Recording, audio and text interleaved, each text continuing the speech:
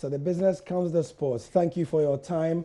Here on Joy News Prime, I'm Gary L. Smith. And we begin with the news that broke a couple of hours ago that says that Wilfred Kweku-Osei, who is looking to be GFA president, suffered a huge setback because his appeal against his disqualification from contesting the GFA presidency has been rejected by the Normalization Committee. Now, here's a press release detailing why the Tema Youth bankroller was disqualified.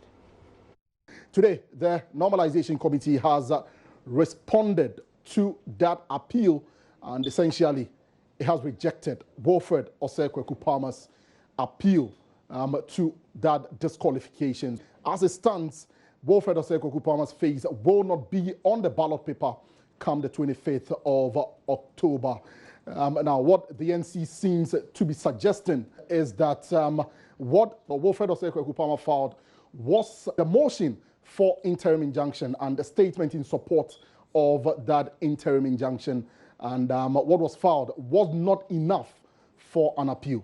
And so, as it stands, that appeal has been rejected by the Normalization Committee. Of course, the other avenues for him to seek redress, i.e., the Court of Arbitration for Sports, the Palmer camp has already hinted that they would be looking at those avenues. They've, in fact, hinted strongly that they are petitioning the Ethics Committee of World Football Governing Body, FIFA, in issues that pertains to bias with regards to certain members on the vetting committee and within the Normalization Committee. So the bottom line as it stands, that until a decision comes through from the Court of Arbitration for Sports, which, by the way, we are not too clear what is going to decide, whether it will put a hold on the Ghana Football Association presidential election or it will allow the process to go on before they decide on the issue.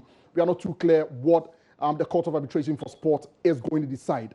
And so until a decision is reached, for now, Wilfred Osei Kweku-Palmer's face will not be on the ballot on the 25th of October in the Ghana Football Association's presidential elections. So that's the explainer from Hans Mensah Ando. Now, let's take a look at the statement, shall we? It's from the GFA and it's addressed to Mr. Wilfred Kweku-Osei. You notice that it's dated 8th October, which is, of course, not today, it's Tuesday. Now, it says that at the close of the date and time limited for appeals, that is Tuesday, the 8th of October at 4 p.m., we received the following documents from you by way of an appeal. It says, notice of an appeal received on Monday, the 7th of October, 2019 at 3:40 p.m. Now, 2, notice of an application for an interim injunction on the decision of the GFA Elections Committee pending approval received on Monday, the 7th of October at 5:05 p.m. Now, the statement in support of the application for an injunction pending an appeal received on Monday, the 7th of October, also at 5:05 p.m. And then it delivers the hammer blow. We regret to inform you that based on the above listed documents received before the deadline, your appeal was unsuccessful. We'll be getting more on that story as it develops. You can be sure that we are not seeing the last of it. But still in the GFA elections, the Executive Council seats will be something that will be keenly contested. One of the candidates is Dr. Tony Obing. He's explained his reason for backing out of the presidential race and instead going for the Executive Council. Now, he's a former Chief Executive Officer of the Goldfields Tarkwa Dam Mines, and he declared his intentions of contesting the GFA top job vacancy, but pulled out just a few days after to rather vie for the position on the EXCO. He outlines his reasons for his U-turn. He spoke to one of our sister stations today.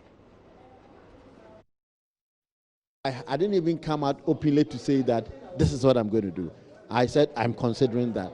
But anyone who really deeply wants to do something would have to ensure that, the person has properly understood the implication of what he's going to do. So now, after all the consultations, I realized that my interests, or I can better serve at the level of the executive, because I hadn't announced that early enough. I hadn't built the relationship that others who had nurtured that ambition long ago had built and were pursuing. So, and if I had any great ideas, if I had any fantastic ideas, I must not necessarily do it at the level of the presidency. You can bring it down even at the executive level. And I want to say that we need to have a very strong executive council. A strong executive council will be in the interest of the president, because the president who does not take into account the views of the council would eventually become the king without the clothes. I mean, the naked king, or he might be a dictator in the likes of Hitler or something. So I believe that a strong executive council will be positive to the presidency. Still with the elections, but not the presidential one. Today, we went to the grassroots because that is where it all begins. And as the Ghana Football Association elections get closer, the focus has been on the main presidential candidates. However, grassroots football is controlled at the regional level, which is why this morning a debate was organized for candidates vying to lead the Greater Accra Football Association.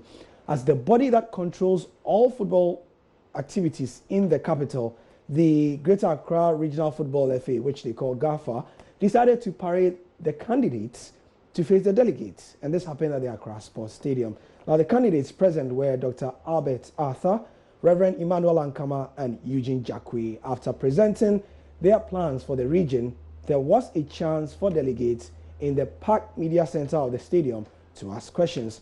Now, the debate was organized by a group called the Football Enquiry Network and their sports consultancy led by its CEO, Nana Boateng. The idea came to mind when I heard about the elections for Greater Accra region. I told my friends that, look, if we are having a debate, if we are having a program of this sort, we have to get all parties involved and also to run some form of a debate to know the message they have for the delegates, in order for the delegates to choose who to lead them. So I spoke to a few people, and they realized, well, Nana, your idea is good, it's laudable. Let's bring these people on board and then have this debate done. So that's the reason why I had this program. It's encouraging. I least expected. The delegates present, the media, even the fans were here to witness the program. And you could see that all the aspirants were confident in their submissions. And I believe whatever they've said today would, if only they will be able to implement them, then it's a good way or a good path for Greater Accra Regional Football. So in our continuing coverage of the elections in its totality, Joy Sports supported the event. So that's it for the sport. You can get more on myjonline.com. Hans Mensah will be here later with more analysis on the trending stories. I'm Gary Asmith.